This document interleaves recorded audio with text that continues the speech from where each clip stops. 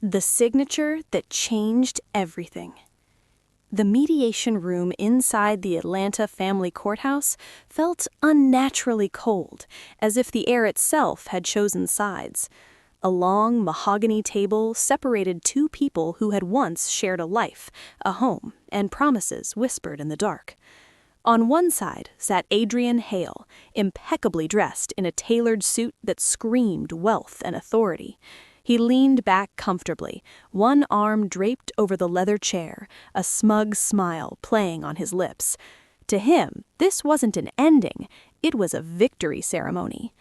Across from him sat Eleanor Hale, soon to no longer carry his name. She wore a simple yet elegant dress, understated but unmistakably expensive to the trained eye. Her posture was straight, her hands folded calmly in her lap. No tears, no trembling, just a stillness that made the room uneasy. Adrian's lawyer slid a thick stack of papers across the table. The scraping sound echoed far louder than it should. Adrian chuckled.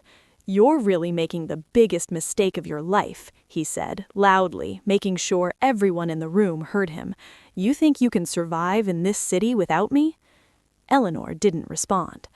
Encouraged by her silence, Adrian continued, "You lived well because of me. The house, the cars, the lifestyle, all of it came from my work. You were nothing more than a housewife with a shopping habit." The insults flowed effortlessly, each word dripping with arrogance. He spoke as if rewriting history was second nature, as if he hadn't once begged for her family's approval, as if her quiet support hadn't carried him through the early years. Eleanor listened to every word. Her lawyer shifted uncomfortably and tried to interrupt, but Eleanor raised a single finger, stopping him. She wanted to hear it all. She wanted to remember this moment clearly, so she would never feel tempted to look back. Finally, Adrian pushed a sleek gold pen across the table. "Sign it," he said, smirking. "Walk away with nothing. I give you a month before you come crawling back, begging for grocery money." Eleanor picked up the pen slowly. She scanned the document one last time. No asset claims, no property disputes, a clean, unconditional divorce. Exactly as planned. To Adrian, it was proof he had won. To Eleanor, it was the final move needed to activate a trap years in the making. Her hand didn't shake. With one smooth motion, she signed her name. The ink dried quickly, sealing the end of their 5-year marriage. The sound of the pen lifting from the paper felt final, like a door slamming shut. Adrian grabbed the papers immediately, laughing under his breath. Relief washed over him. Freedom, money, power. Eleanor stood, straightened her dress, and gave him one last look, not of sadness, but of quiet certainty. She walked out without saying a word. Behind her, Adrian called out mockingly, "Don't forget your way out. I won't be giving you a ride." She didn't turn around. Outside, sunlight flooded the courthouse steps. A black sedan waited at the curb. Eleanor stepped inside, exhaling slowly for the first time all day. Her driver asked softly, "Did everything go as expected?" Eleanor nodded and reached into her briefcase, pulling out a tablet. The screen lit up with the logo of a private bank, one known only to the elite. She entered a secure code, then another, then placed her finger on the scanner. The dashboard loaded, and with it the truth Adrian never knew. All the power he believed was his had always belonged to her, and this was only the beginning. Adrian thought the divorce made him untouchable, but within minutes, one silent tap from Eleanor would shut down his entire world, right as he prepared for the most expensive celebration of his life. The celebration that never began. The black sedan glided smoothly through Atlanta's afternoon traffic, its tinted windows shielding Eleanor from the outside world. Inside, the car was silent, except for the faint hum of the engine and the soft tap of her finger against the tablet screen. She leaned back, calm and composed, as rows of financial data appeared before her. For 5 years, Adrian had believed he was the master of everything: company accounts, assets, credit lines.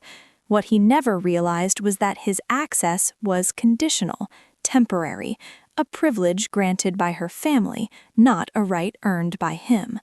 Eleanor opened the permissions panel. There it was: Adrian Hale, acting CEO, secondary authorization. She pressed Modify. With steady precision, she disabled every option.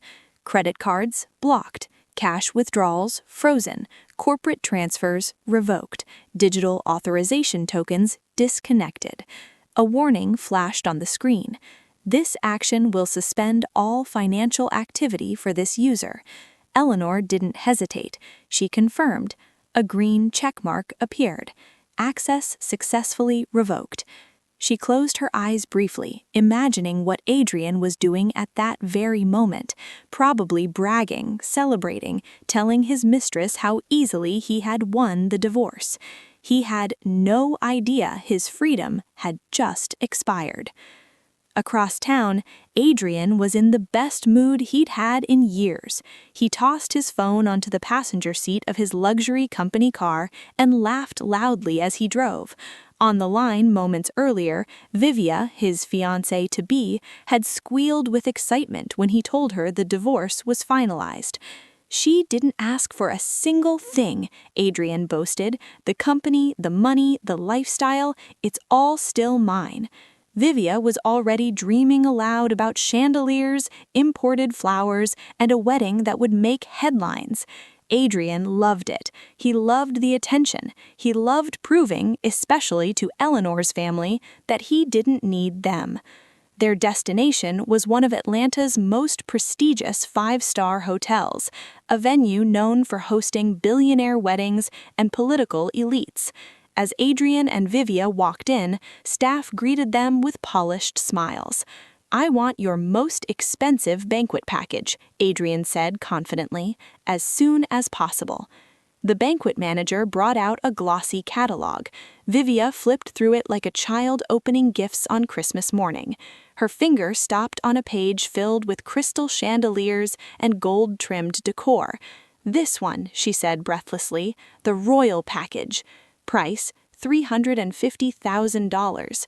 Adrian didn't blink. "We'll take it." The manager nodded.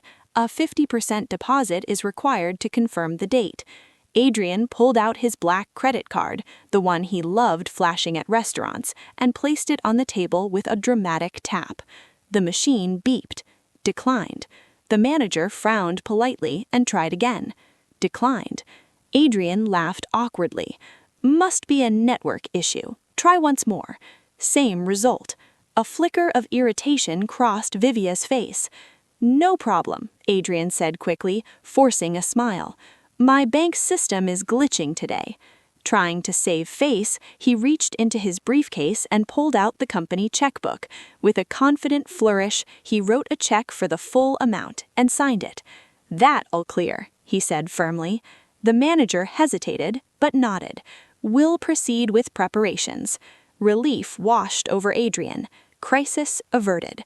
Or so he thought. As they left the hotel, Vivia dragged him into jewelry stores and bridal boutiques. She picked a diamond ring worth more than most houses. Adrian handed over his debit card. Declined. Another store, another card. Declined. He tried opening his banking app. "Your account has been temporarily frozen." Cold sweat formed at his temples. "It's nothing," he said quickly, forcing a smile. "Probably security maintenance." Vivia didn't look convinced, but she let it slide, for now. Adrian drove her home in silence, his confidence cracking. What he didn't know was that this wasn't a glitch. It was a countdown, and the real embarrassment hadn't even started yet. Adrian still believed money would fix everything, but the next morning, one phone call would shatter that illusion and reveal a truth he was never meant to discover. The illusion begins to crumble. Adrian woke up the next morning with a knot in his stomach. Sunlight filtered through the floor-to-ceiling windows of the luxury apartment he had rented for himself and Vivia. a place chosen more for appearances than comfort. He sat on the edge of the bed, staring at his phone, half expecting a message from the bank apologizing for the mistake. Nothing. No alerts, no explanations. Only a cheerful text from Vivia. "I'm downstairs. Big shopping day." Adrian forced himself up, showered, and dressed in his best shirt and designer watch, the uniform that made him feel untouchable. He told himself yesterday was a fluke.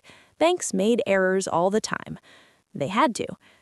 In the lobby, Vivia greeted him with enthusiasm, already listing everything she wanted to buy: designer shoes, imported handbags, customized wedding favors. Adrian nodded along, though each word felt heavier than the last. Their first stop was a luxury boutique in Buckhead, the kind that offered champagne before you even touched a shelf. Vivia moved through the store like royalty, pointing at items without checking price tags. "I'll take this, and this one too." Adrian sat on the leather couch, heart pounding. At the register, he handed over a different credit card. The clerk swiped it. Declined. The clerk tried again, politely. Same result. Adrian laughed loudly. High-value transaction limit happens all the time.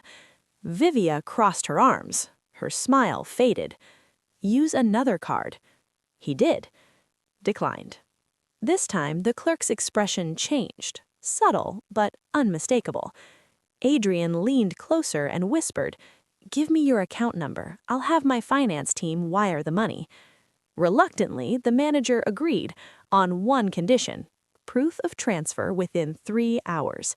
Adrian nodded confidently, walking out with bags he technically hadn't paid for.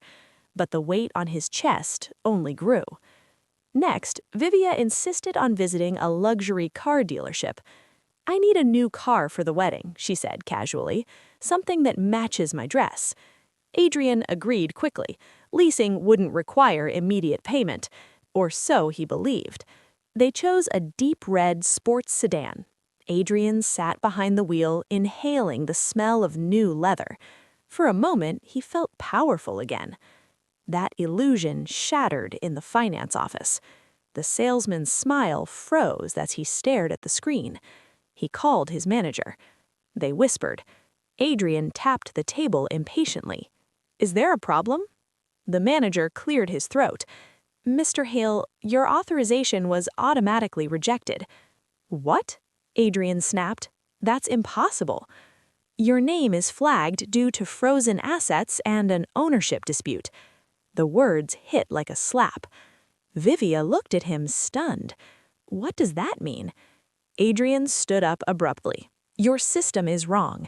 But the stares from the other customers burned into his back. He dragged Vivia out of the dealership, muttering curses under his breath. In the car, panic finally broke through. He called his finance manager. "Why are my accounts blocked? Fix this now." The voice on the other end sounded nervous. "Sir, the bank notified us this morning. Your authorization token was revoked by the majority shareholder." Adrian went silent. "Majority shareholder?" he whispered. "Yes, sir. All permissions were changed." His hands trembled.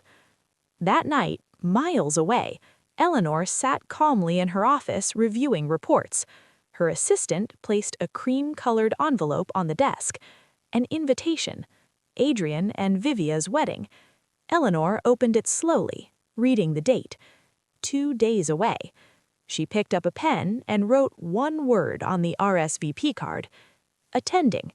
She wasn't going as a guest. She was going to end the lie.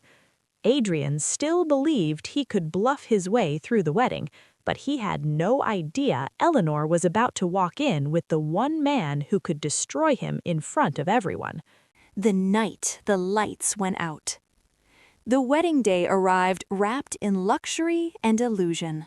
From early morning, the 5-star hotel buzzed with activity. Staff rushed through marble corridors, carrying fresh flower arrangements flown in overnight. Crystal chandeliers sparkled under perfect lighting. A red carpet stretched from the entrance to the altar like a path into a fairy tale. To the guests, it looked like the wedding of the year. To Adrian, it felt like standing on sinking ground. His phone hadn't stopped vibrating. Missed calls from vendors, messages demanding payment confirmations, polite reminders turning into thinly veiled threats. The florist wanted the remaining balance. The suit boutique demanded proof of transfer. The hotel manager requested a quick discussion before evening. Adrian lied to everyone. "It's processing. The bank needs clearance. It'll be sorted before the ceremony." He repeated the words so often he almost believed them. Vivia, meanwhile, was glowing. She floated through the ballroom, giving orders, adjusting flowers, scolding staff for minor imperfections. To her, this night was proof of victory. She had replaced Eleanor. She had won the life she wanted. Adrian watched her from a distance, dread curling in his stomach. By evening, guests began to arrive. Business partners, socialites, distant relatives, all dressed to impress. Laughter filled the room, champagne flowed. No one suspected the storm beneath the glitter. At exactly 8 o'clock, the host stepped onto the stage. "Ladies and gentlemen," he announced cheerfully, "please welcome the groom for a few words." Applause thundered. Adrian forced a smile and walked to the lectern. His palms were damp, but pride carried him forward. He began speaking about success, ambition, freedom, about how he had built everything himself. He hinted bitterly at a past that had held him back, then praised Vivia as the partner who truly understood him. Guests listened politely. Some exchanged looks. Adrian raised his glass. "To a future without limits." Cheers erupted. For a split second, he felt invincible. Then the lights flickered. Once, twice. The chandelier dimmed. Music cut off mid-note. Confused murmurs rippled through the ballroom. Adrian laughed nervously. Just a small technical issue, but the microphone died in his hand. Silence swallowed the room. Before anyone could react, the massive double doors at the back of the ballroom began to open slowly. Cold air rushed in. Every head turned. Two figures stood silhouetted by the bright hallway light, a woman in a long black dress and a man beside her, tall, composed, unmistakably powerful. High heels echoed against marble as they stepped inside, steady, unhurried. Whispers spread instantly. "That's Eleanor. And the man with her, wait, isn't that—" Vivia stiffened. What is she doing here? Security moved, but not to stop them. Instead, they parted, creating a clear path straight to the front. Adrian's heart slammed against his ribs. He recognized the man now. Marcus Calder, the controlling shareholder, the name whispered in boardrooms, the man Adrian had never been important enough to meet. Eleanor and Marcus stopped at the VIP table. Marcus pulled out a chair. Eleanor sat gracefully, as if this were always her seat. Vivia snapped, "Security! Get them out!" No one moved. Marcus stood and raised a hand. Instantly, one spotlight turned on, aimed at him. He lifted a wireless microphone. "I apologize for the interruption, but there seems to have been a misunderstanding." He gestured to the screen behind the altar. It lit up, not with wedding photos, but with a corporate ownership chart. At the top, in bold letters, "Eleanor Hale, major shareholder." Gasps echoed. Adrian stumbled back, the color draining from his face. And Marcus wasn't finished. Adrian thought public embarrassment was the worst thing that could happen, but the next sentence Marcus spoke would turn his wedding into a courtroom and his freedom into a memory. The truth no one could undo. The ballroom felt frozen in time, Every guest stared at the massive screen behind the altar, eyes glued to the name glowing at the top. Eleanor Hale, majority shareholder. Murmurs rose into a wave of disbelief. Adrian's mouth opened, but no sound came out. His legs felt weak, as if the floor itself had turned against him. "This is a joke," Vivia snapped, her voice sharp with panic. "Turn that off." Marcus Calder didn't even glance at her. He adjusted the microphone calmly. "I assure you, this is no joke." With a click of a remote, the screen changed. Legal documents appeared, share transfer agreements, trust structures, authorization records, each stamped, signed, and dated years earlier. Marcus continued. Mr. Hale was granted temporary operational authority through a marital trust arrangement. That authority expired the moment the divorce papers were finalized. Every word landed like a hammer. Adrian shook his head violently. "That's impossible. I built that company." Eleanor stood. The room fell silent. She stepped forward, her voice steady, clear, and impossible to ignore. "You managed it, Adrian. You never owned it." She looked around the room, meeting the eyes of stunned guests, investors, partners, people who had once praised Adrian's brilliance. "My family funded the company. I structured the trust. I stayed invisible because I believed in partnership." She turned back to Adrian. "And you believed invisibility meant weakness." Vivia backed away slowly, her heels clicking nervously. "You lied to me," she whispered. Adrian lunged forward. "This doesn't change anything. I'm still the CEO." Marcus raised one finger. "Former acting CEO," he corrected. Security guards stepped forward, this time with purpose. Marcus continued.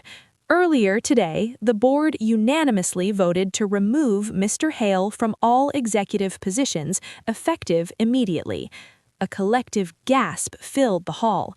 "But that's not all," Marcus added. The screen changed again, this time displaying bank notifications, canceled contracts, and pending investigations. Several vendors reported unpaid balances. After review, we discovered misappropriation of corporate funds for personal use. Adrian's knees buckled. "You can't do this," he whispered. Eleanor met his gaze one final time. "You did this yourself." Police officers entered the ballroom quietly, their presence unmistakable. The lead officer approached Adrian. "Mr. Hale, you'll need to come with us." Vivian let out a sob and dropped into a chair. Adrian looked around desperately for sympathy, for support, for someone to save him. No one moved. As he was escorted away, whispers followed him like shadows. The wedding decorations still glowed, the flowers still smelled sweet, the orchestra sat frozen, instruments untouched. But the celebration was over. Eleanor returned to her seat beside Marcus.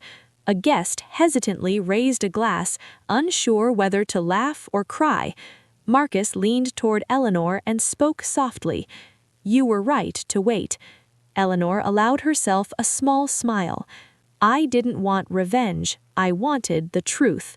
As she stood to leave, guests instinctively parted, offering silent respect. At the doorway, Eleanor paused. She glanced back once, at the altar, the empty stage, the life Adrian thought he owned. Then she walked out, not as a wife, not as an ex, but as the woman who had always held the power. Sometimes the quietest person in the room isn't losing. They're just waiting for the right moment to speak.